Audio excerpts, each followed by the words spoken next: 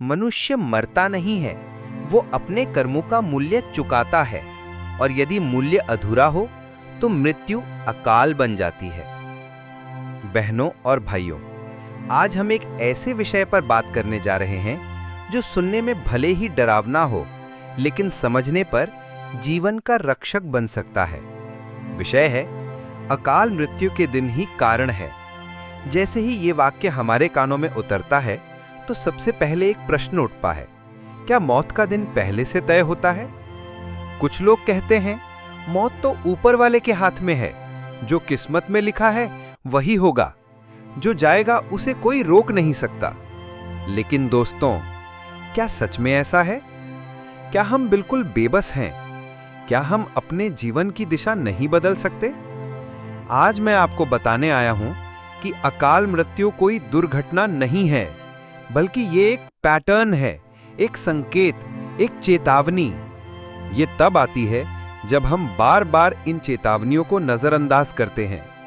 अब ध्यान दीजिए, क्योंकि मैं आपको बताने जा रहा हूं अकाल मृत्यु के सिर्फ 3 ही कारण हैं, 3 मूल कारण जिनसे सारे उपकारण निकलते हैं।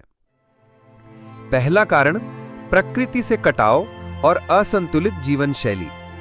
दूसरा कारण पाप और अधर्म का बढ़ता हुआ भार। तीसरा कारण मानसिक विष और आत्मघात की ऊर्जा। आज हम हर स्तंभ को खोलेंगे, सिर्फ सतही बातें नहीं, बल्कि उस गहराई तक जाएंगे जहां आत्मा कांप उठे। आप तैयार हैं? पहला कारण प्रकृति से कटाव और असंतुलित जीवन शैली। स्वर थोड़ा सूचनात्मक लेकिन गंभीर रहे। जब बच्चा जन्म लेता है तो वो शुद्ध होता है। वो सूरज की रोशनी से खेलता है, मिट्टी में लौटता है, भोजन तब करता है जब भूख हो और सोता है जब नींद हो। लेकिन जैसे जैसे वो बड़ा होता है, हम उसे सिखाते हैं भागना, दौड़ना, कमाना, थकना, मरना। हमने सूर्य को छोड़ दिया और स्क्रीन पकड़ ली। हमने जल को बोतल में कैद कर दिया और रसायन पीने लगे। हमने नींद को त्याग दिया और नेटफ्लिक्स को गले लगा दिया। ये सब हमें बीमार नहीं बना रहा, हमें अकाल मृत्यु के करीब ले जा रहा है। उदाहरण, रात 1 बजे तक जागना मतलब शरीर के डिटॉक्स टाइम को बर्बाद करना। बार बार माइक्रोवेव खाना मतलब कोशिकाओं में अनावश्यक रेडिएशन जमा करना। व्यायाम ना करना मतलब प्राण शक्ति की धार काट देना। 20 साल की उम्र में थकावट मतलब चेतावनी है कि जीवन शक्ति क्षीण हो रही है। प्रकृति कहती है, तुम मेरे नियम से नहीं चले तो मैं तुम्हारे जीवन को छोटा कर दूंगी। अकाल मृत्यु कोई दुर्घटना नहीं, वो हमारे ही कर्मों का परिणाम होती है। आपने सुना होगा, जैसा बोओगे वैसा ही काटोगे। लेकिन हमने इस बात को सिर्फ कहावत समझ लिया, सत्य नहीं।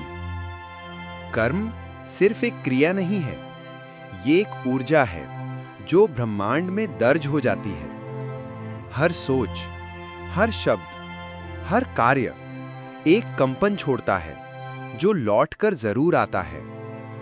ध्यान दीजिए, जब व्यक्ति झूठ बोलता है, जब वो धोखा देता है, जब वो किसी का हक मारता है, जब वो किसी के साथ छल करता है, तो उसका शरीर भले मुस्कुरा रहा हो, लेकिन उसकी आत्मा चुपचाप रो रही होती है। ये रोती आत्मा धीरे धीरे मृत्यु की ओर आकर्षित होने लगती है। गरुड़ पुराण क्या कहता है? जो अपने जीवन में बार बार अधर्म करता है, उसकी मृत्यु समय से पूर्व हो जाती है, ताकि वो पुनर्जन्म में अपने पापों को भोग सके।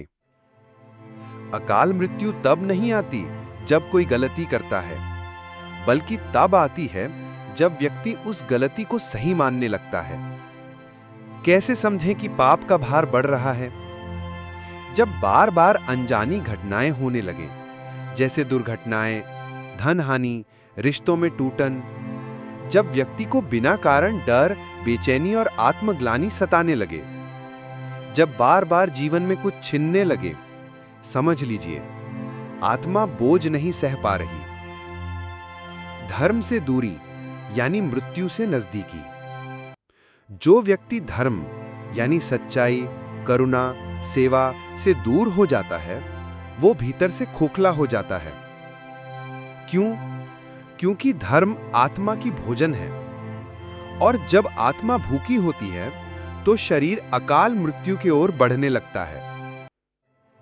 इसलिए जो व्यक्ति दिन रात अधर्म करता है, वो मृत होता है, जिंदा होकर भी।